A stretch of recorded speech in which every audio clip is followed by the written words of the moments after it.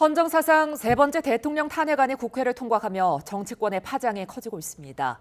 여당은 지도부의 이딴 사퇴로 한동훈 대표 체제 붕괴가 가시화하고 있고, 야당은 탄핵안 가결은 시작에 불과하다며 후속 조치에 속도를 내고 있습니다. 탄핵안 가결 이후 정치권 두 분과 함께 전망해 보겠습니다. 이준우 국민의힘 미디어 특위위원, 박원석 전 정의당 의원 나오셨습니다. 어서 오십시오. 안녕하십니까?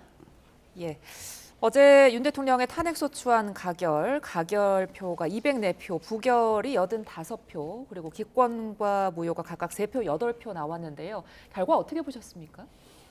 일단 국민 여론이 압도적으로 탄핵을 찬성하는 상황에서 결과로 보면 어쨌든 국민 여론 따라서 국회가 탄핵소추를 완결했다 이렇게 볼 수 있을 것 같고요.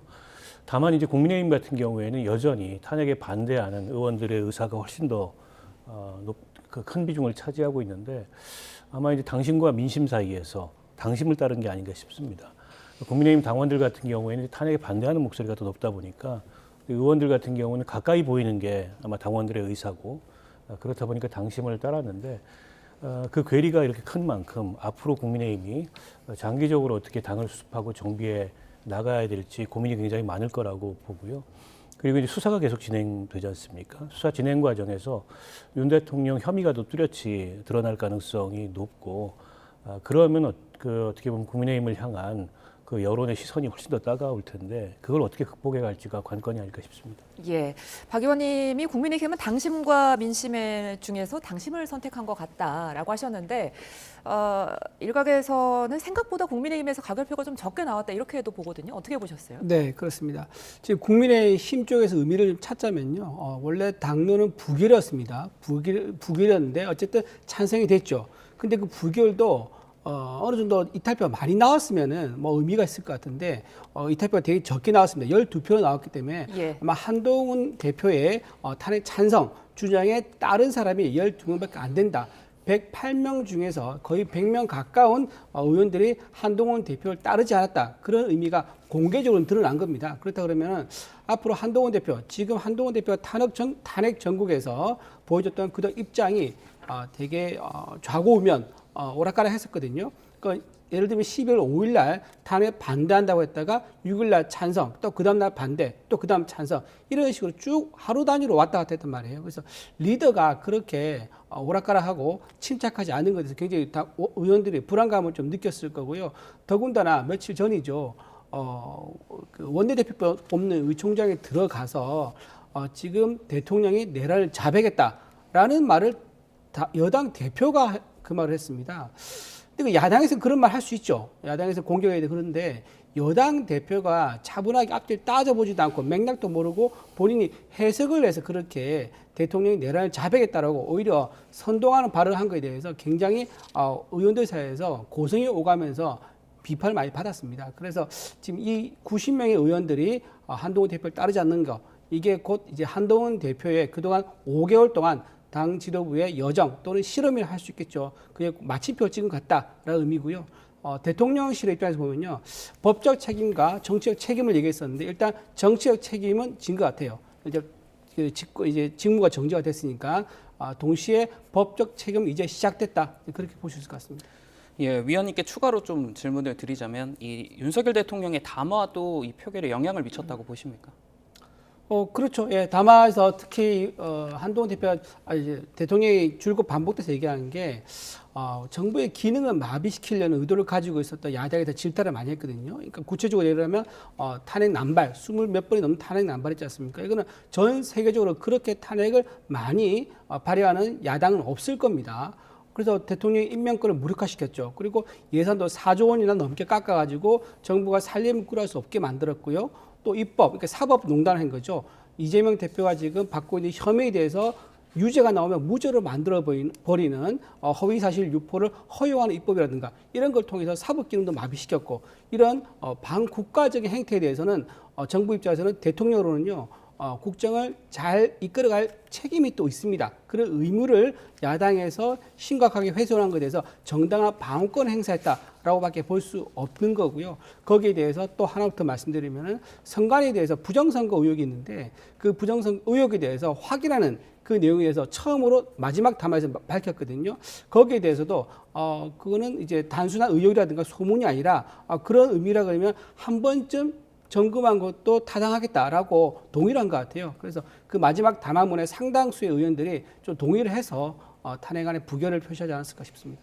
예, 네, 어제부로 윤 대통령의 직무가 이제 정지가 된 상태인데요. 그러면서 한덕수 국무총리가 대통령 권한 대행으로 오늘 우원식 국회의장을 예방했습니다. 정부와 국회가 좀 적극적으로 협력하자 이렇게 강조했는데 어떻게 보셨습니까? 어쨌든 지금 한덕수 권한대행으로서는 국정을 안정시키는 게 가장 시급한 그런 책무고 또 권한대행의 역할은 어떻게 보면 현상 유지의 역할입니다. 그 현상 유지를 넘어서는 적극적인 권한 행사를 하기 어렵다는 게 일반적인 권한대행의 역할에 대한 헌법상의 해석이고요. 그렇게 봤을 때 국회 협력이 절실히 필요한 상황이죠. 지금 국회에 절대다수 의석을 가지고 있는 뭐 민주당이나 야당의 협조 없이 국정 운영을 원활하게 할 수도 없고 국정을 안정시키기도 어렵기 때문에 그런 점을 이제 오랜 공직 경험을 갖고 있는 한덕수 권한대행이 충분히 잘 이해하시리라고 보고 그런 차원에서 오늘 국회의장을 예방한 게 아닌가 싶고요. 오늘 미국 대통령하고 어쨌든 그 통화를 해서 다행입니다. 지금 그동안에 가장 불안했던 것 중에 하나가 우리 안보와 그리고 경제 그리고 외교였는데 조금 다행인 점은 한덕수 총리가 공직생활을 굉장히 길게 했기 때문에 국정의 거의 모든 그 방면을 다 알고 있습니다. 때문에 본인이 어쨌든 권한대행으로서 역할을 하는데 재앙 요인은 있어요. 어쨌든 그 계엄을 막지 못한 그런 책임이 있고 지금 내란에 방조범 아니냐 이렇게 해서 수사기관에 입건까지 돼 있기 때문에 어떻게 보면 한덕수 총리가 적극적으로 권한대행 역할을 행사하는데 일종의 재앙 요인은 있지만 민주당에서 그동안에 뭐 검토했던 탄핵을 하지 않겠다 이렇게 이재명 대표가 공식적으로 입장을 밝혔더라고요. 그런 만큼 이제 국회와 긴밀하게 협의하면서 국정을 빠르게 안정시켜 나가야 되지 않을까 싶습니다. 예, 오늘 오전 이재명 민주당 대표도 비슷한 제안을 했습니다. 이 여야 정부가 함께하는 초당적 국정안정협의회를 구성하자는 내용인데 하지만 여당은 이 제안을 거절하는 분위기를 보였습니다. 우선 양측의 입장 화면으로 만나보시겠습니다. 대한민국 정상화가 시급합니다. 국정 정상화를 위한 초당적 협력체, 국회 정부가 함께하는 국정안정협의체 구성을 제안드립니다. 국회와 정부가 대한민국 전반에 불어닥친 위기를 조속히 매듭 지을 수 있게 하겠습니다. 탄핵소추 이후에 민주당이 여당이 된 것처럼 또 국정운영의 책임자가 된 것처럼 행동하는 것은 옳지 못하다, 적절하지 않다. 여전히 국민의힘이 여당이고 고위당정 협의회든 또 실무당정 협의회든 것을 통해서 이 윤석열 정부의 임기가 끝날 때까지 여당으로서 책임 있는 자세를 취하겠습니다. 네, 이재명 대표 권성동 원내대표의 말 들어보셨습니다. 이 대통령이 직무정지된 상태에서 이 여야가 기싸움을 보이는 모습인데 이것에 대해서 어떻게 평가를 하십니까? 지금 대통령은 법적으로는 직무만 정지됐을 뿐 대통령의 직위는 그대로 유지가 되고 있는 상황입니다. 그리고 국민의힘은 대통령을 배출하는 정당이기 때문에 유일한 집권 여당이 되는 거죠. 이런 상황에서 야당이 마치 정부의 창출에 기여한 것처럼해서 여야정 협의체를 구성한다는 것은 아마 전 세계 어디에도 그런 협의체는 아마 없을 겁니다. 여야정 협의에서 정치를 한다. 이건 있을 수 있지만 여야정 협의체, 상시적인 협의체는 아마 되게 생경하다. 그렇게 말씀을 드리고요. 지금 야당이 이제 대통령 직무 정지 이 기회를 노려서 정부에 직접 관여해서 뭔가 통치 행위도 하고 싶어 한 것 같은데 제가 보기에 그건 좀 맞지 않아 보입니다. 왜냐하면 지금 예산도 깎으면서요. 정부가 지금 일을 하지 못하게 했었고 그다음에 탄핵도 여러 번 발의했었고 이런 상황인데 여야정 협의체를 지금 권한대행 행사 때 들어온다는 것은 다분히 차기 대선을 노리고 있는 이재명 대표의 정치력을 보여주려는 어떤 수단으로서 도구로서 여야정 협의체라는 그럴듯한 어떤 그 조직을 제안한 게 아닌가. 그래서 권성동 원내대표가 그래서 바로 거부한 게 전 타당하다고 생각합니다. 예, 이런 제가 조금 부연 설명을 드리면은요. 예. 저건 이제 이재명 대표가 뭐 그 행정 권력을 본인이 대리하는 그런 역할을 하겠다 이런 거라기보다도 대통령이 사실상 고리 상태에 있습니다. 대통령 지위는 유지하지만 일체의 권한을 행사하지 못하고요. 그러면 국민이 선출해서 권력을 위임한 유일한 합법적인 기관은 국회입니다. 때문에 이거는 여당 야당의 문제가 아니고 국회와 정부 간의 문제인 거죠. 그런데다가 지금 권한대행이 제가 앞서도 말씀드렸듯이 이번 이제 계엄과 내란 과정에서 한계가 있고 그거는 이제 지금 현재 내각 자체가 한계가 있다는 겁니다. 정통성 측면에서. 그런 면에서 국회와 협의해서 국정을 안정시키는 건 당연한 역할이고요. 때문에 여당이라는 건 없습니다. 대통령 기능이 정상적으로 작동할 때 여당이지 여당이라는 단위는 선출하지 않습니다. 국민들이. 대통령을 선출하고 대통령을 배출한 정당이기 때문에 여당인 건데 대통령이 사실상 벌이 상태에서 여당은 없는 거고 국회에 1당과 2당이 있을 뿐입니다. 때문에 국회를 구성하는 각 당과 정부가 협의해서 지금 국정을 안정시키자는 취지의 제안이지 저게 뭐 민주당이 이런 상황을 틈타서 뭐 행정권을 대신하겠다 이런 의미는 아닐 거라고 봅니다. 예. 탄핵안 투표 이후에 뭐 국정은 물론이고 국민의힘 내부 혼란도 커지고 있습니다. 지금 한동훈 대표에 대한 거취 압박이 커지는 모양새인데 오늘 오후에 당초 한동훈 대표가 기자회견을 요청했다가 돌연 취소를 했습니다. 이제 내일 오전에 하겠다고 밝혔는데 이유를 좀 아십니까? 제가 오늘 지금 취재를 한 바에 따르면요. 예. 원래는 오늘 결심을 좀 한 것 같아요. 일단 사퇴하는 쪽으로 가닥을 잡았고요. 잡아서 언제 이제 그 발표하느냐 이런 문제가 좀 있었고요. 또 예. 발표할 때 사퇴 성명서에 무엇을 담을 것이냐 이것도 좀 중요한 부분 아니겠습니까? 그런데 오늘 아마 일정 발표가 좀 서둘렀던 것 같아요. 뭔가 당 대표란 직접 확인되지 않고 시간을 서둘러서 실무 미스인지는 모르겠으나 좀 실수해가지고 오늘 일정이 오후 4시로 나왔던 것 같아요. 나왔고 그것을 뒤늦게 알게 된 한동훈 대표가 나는 4시에 한다고 한 적이 없다라고 해서 정정해서 내일 오전에 하는 걸로 그렇게 바뀐 걸로 알고 있습니다. 이게 그 위원님 말씀에 따르면 네. 이 실무적인 혼선이 있었다라고 네네. 하는 것인데 사퇴 쪽으로는 마음이 기운 것 같다라는 위원님의 취재에 그렇죠. 의한 이런 결론인데 네네. 이런 그 오늘 오후로 하려고 했다가 내일 오전으로 옮기게 된 이 과정에는 어떤 의미가 있다라고 해석을 할 수 있을까요? 글쎄 하루 뭐 늦게 사퇴하고 일찍 사퇴하고가 큰 의미가 있겠냐마는 아무래도 가장 중요한 것은 친한 의원들 있지 않습니까? 친한 의원들 또 친한 또 당직자들이 있는데 그분들의 거취와 이제 그런 것들도 같이 조정이 돼야겠죠. 지금 의원들 참여 의원들 12명이 과연 누구냐 이제 이런 얘기가 많이 나오는데 거기에 대해서 지금 뭐 이제 흔히 하는 말로 이제 찐 한으로 해서 스피커 역할을 했던 분들 그분들의 자신 한동훈 대표에 사라지면요 그와 동시에 같이 사라집니다. 그래서 이분들에 대한 뭐 퇴로 이런 것들도 같이 고민하지 않았을까 그런 생각이 들고요. 근데 이번에 사퇴를 안 할 수밖에 없는 이유 중에 하나가 뭐냐면은 윤리위에 지금 징계 요청서가 들어왔어요. 한동훈 대표에 대한 징계 요청서인데 윤리위에서 만약에 심사를 하지 않습니까? 심사를 해서 그 윤리위 그 조항 20조에 보면은요 심각한 당의 위해 행위를 할 경우에 출당이 가능하다 되어 있거든요. 이게 무슨 말이냐면 당 대표는요 당원이 아니면 자동으로 사퇴됩니다. 자격을 상실합니다. 그러니까 윤리위에서 출당 조치해버리면 당 대표에서 즉각 물러나게 되는데 그렇게 쫓겨나는 모양새보다는요 아마 본인 스스로 결단 내려서 사퇴한 모양이 좋겠다라는 것들도 아마 본인의 판단에 영향을 줬을 거다 봅니다. 예, 박 의원님. 네. 국민의힘이 친윤계로 구심점이 좀 모아지는 모양새인데 어떻게 보세요? 뭐 아무래도 권성동 원내대표가 선출된 것부터가 그런 흐름이라고 볼 수 있을 것 같고요. 한동훈 대표가 내일 기자회견을 예고하고 있는데 뭐 아마도 사퇴 쪽으로 기운 것 같습니다. 현실적으로 최고위원들이 다 사퇴한 가운데 대표직을 유지하기가 어렵고 뭐 당원 해석을 둘러싸고 이런저런 설왕설래들이 있습니다만 뭐 그런 걸 고집하지는 않을 것 같아요. 근데 비대위 체제가 곧 들어선다 이렇게 볼 수 있을 것 같고 다만 이번 이제 이 대통령 탄핵 사태의 책임이 과연 한동훈 대표에게 있는가? 그건 좀 다른 문제인 것 같아요. 한동훈 대표가 무슨 비상계엄을 일으킨 것도 아니고 또 한동훈 대표가 중간에 이제 오락가락하기는 했지만 결국 국민의 뜻을 따라서 대통령의 직무를 정지시킬 수밖에 없다라는 입장을 표명했으나 당내 설득에 좀 실패한 거라고 봅니다. 애초부터 당대표 된 이후로 당내 기반이 취약하다. 그래서 끊임없이 안팎에서 흔들린다. 이런 관측들이 많았잖아요. 근데 이제 한 대표 특유의 스타일까지 거기에 이제 더해지면서 이른바 이제 친한계라고 하는 의원들마저도 충분히 설득하지 못한 게 어제와 같은 결과로 나타난 게 아닌가 싶은데요.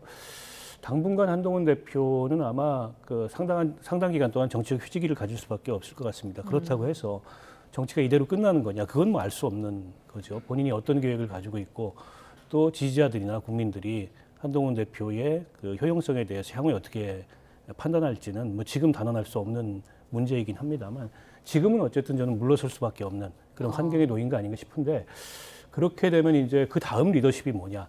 다시 친윤으로 돌아와서 이미 사실상 식물이 된 윤 대통령의 정당성을 강변하면서 당을 유지하겠다. 그게 당원들에게는 뭐 어느 정도 인정을 받을지는 몰라도 국민들이 보기에는 저 당에서 배출한 대통령이 2번 연속 탄핵을 당하고 이명박 전 대통령까지 거슬러 올라가면 최근에 3명의 대통령이 사법 처리를 당하는 지경에 놓여 있는데 과연 저 당의 어떤 대표성이나 혹은 가치 이런 것들을 국민들이 인정할까 그 점에 대해서 깊이 고민해야 될 거라고 봅니다.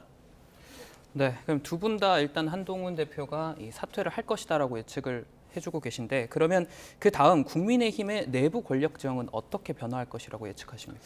지금 한동훈 대표가 이제 물러나게 되면요, 일단은 당헌 당규상 권성동 원내대표가 권한 대행을 하게 됩니다. 근데 이 권한 대행 기간을 이거 좀 길게 가져갈 수는 없는 거거든요.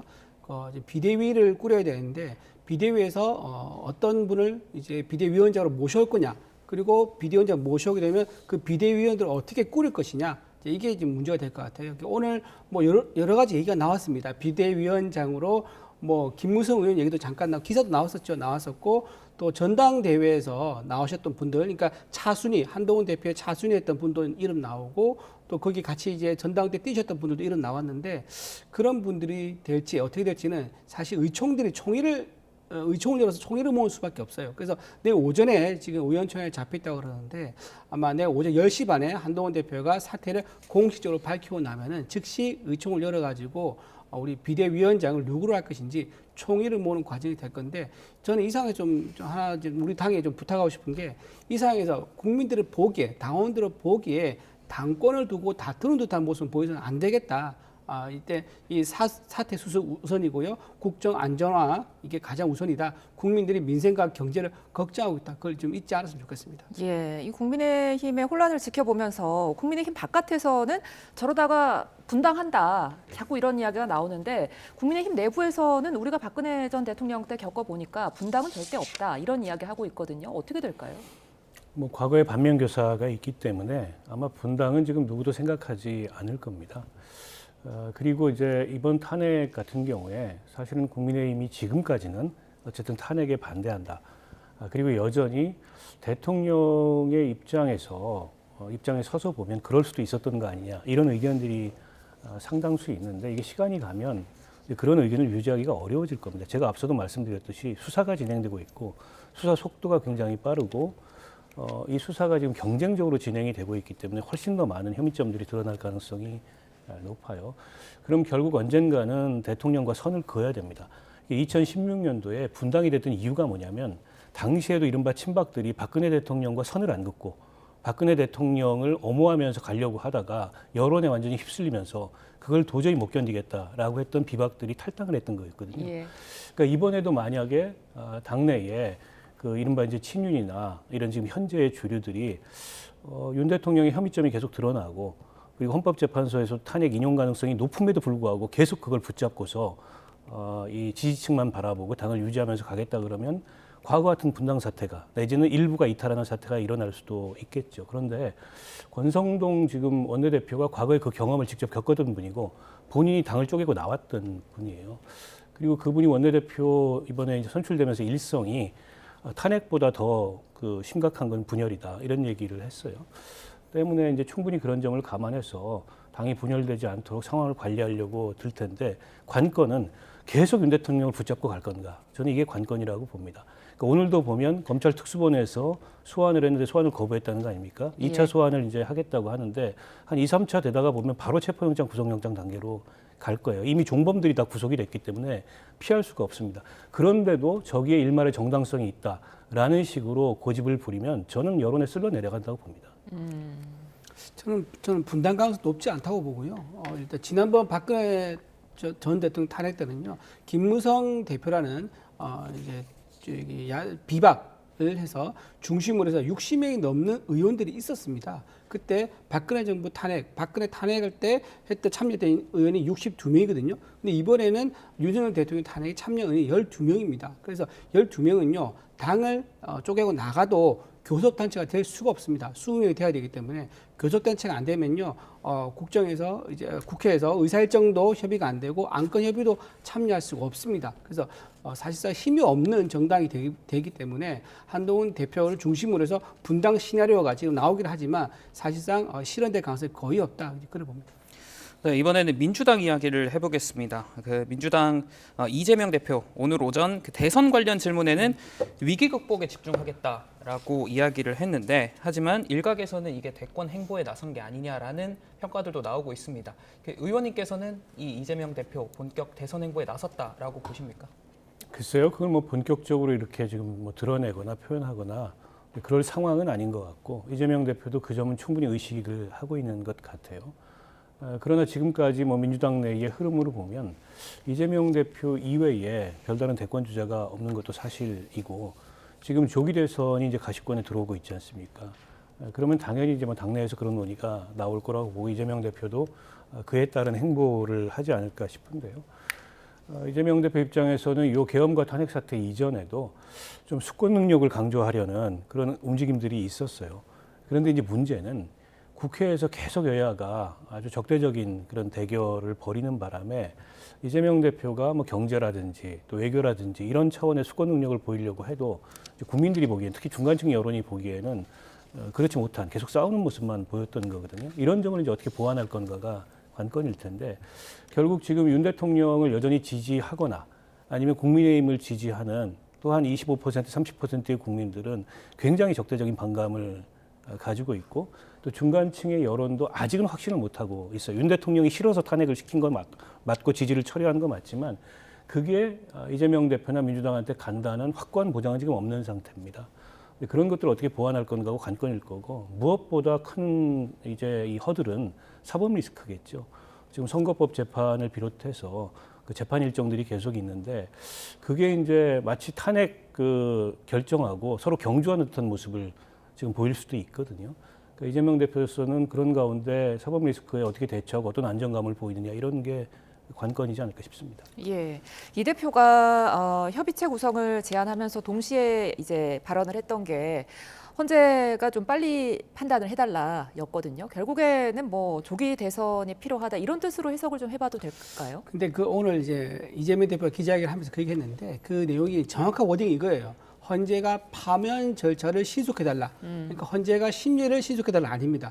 본인은 파면을 이미 상정해놓고 결론을 내달라. 결론 빨리 내달라. 지금 이렇게 얘기하고 있는 거거든요. 이게 무슨 말이냐면, 본인은 지금 마음이 이미 대선 가도의 레드카펫 위에 걷고 있는 거예요. 그래서 지금 실제로 보면 그 지금 2심 선고가 내년 2월 중순에 있을 예정입니다. 2월이나 3월에 있을 예정인데, 그 재판을 지연시키려고 2심 사건 자료 통고장을 받고 있지 않습니다. 그걸 받아야지 이제 공식적으로 2차 공판이 시작되는 거거든요. 2심의 공판이 시작되는 거거든요.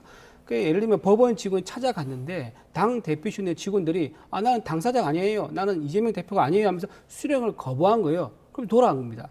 지난번에 최강욱 전 의원 있지 않습니까? 똑같은 전략을 썼어요. 최강욱 의원도 본인 재판에 법원에서 이제 사건 이제 관련해서 통고장이 왔는데, 그걸 보좌관들이 나는 최강욱 의원이 아니에요 하면서 거부를 해가지고 2달 동안 사건을 끌었습니다.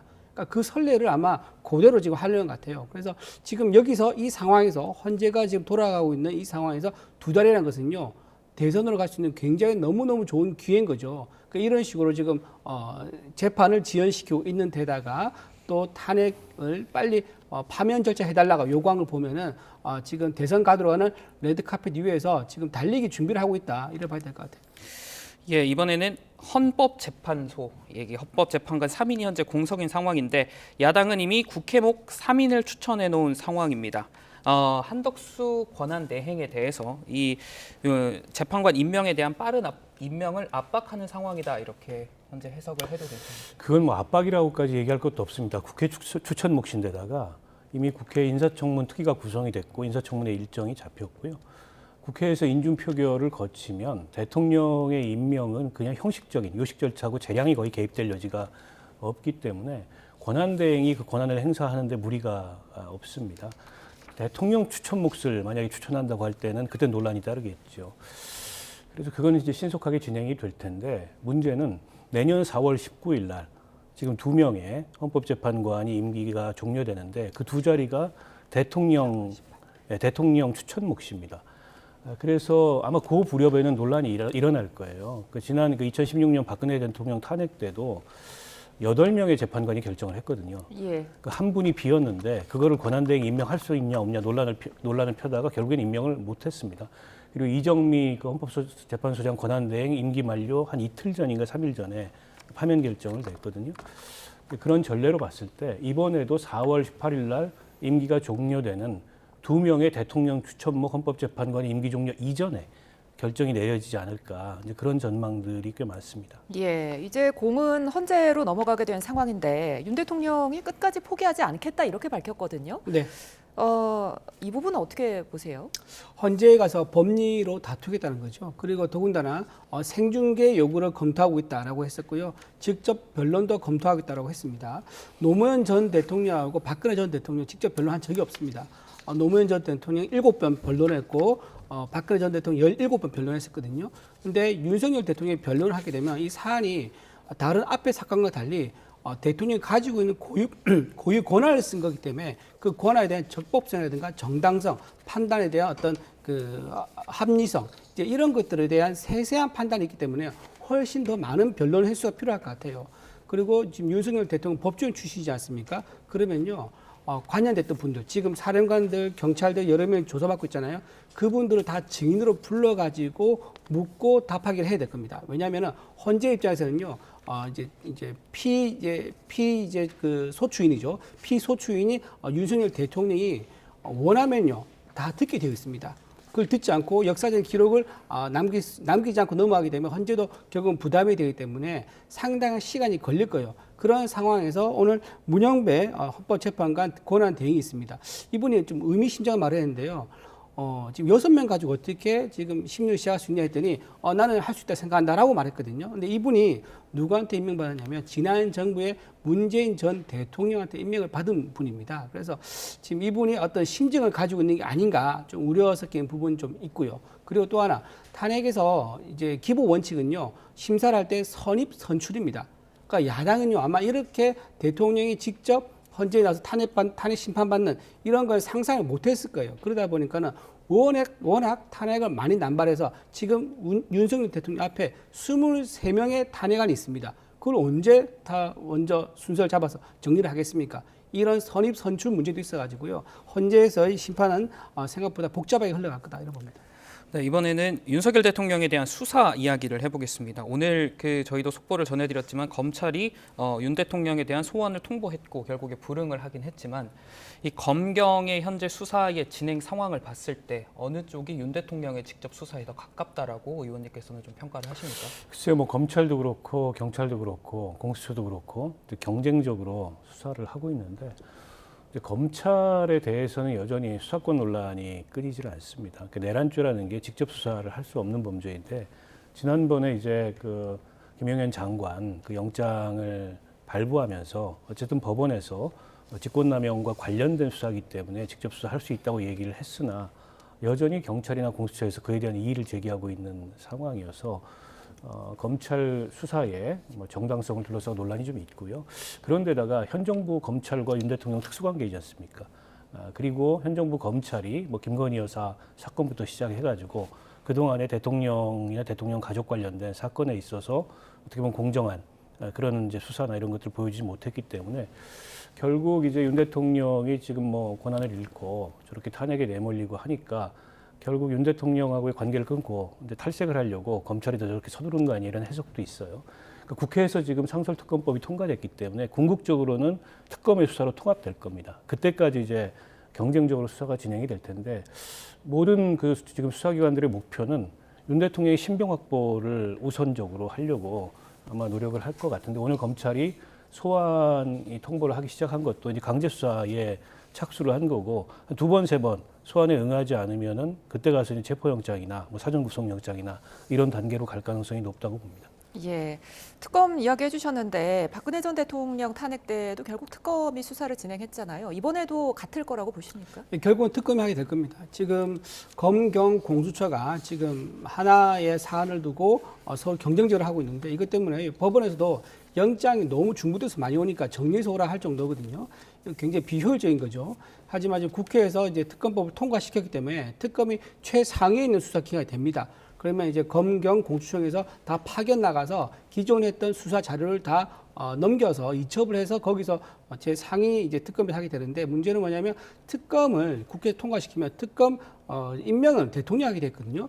그게 아마 한덕수 총리가 권한 대행이기 때문에 아마 할 수 있을지 여기에 대한 쟁점도 약간 논란이 있을 수 있을 것 같은데 지금 한덕수 총리가 하는 말을 들어보면은 국정의 어떤 안정화를 위해서는 권한 대행을 행사를 해서 특검을 받을 가능성이 좀 높아 보입니다. 임명을 할 가능성이 높아 보입니다. 알겠습니다. 여기까지 듣겠습니다. 지금까지 이준우 국민의힘 미디어 특위 위원 박원석 전 정의당 의원과 함께했습니다. 오늘 말씀 고맙습니다.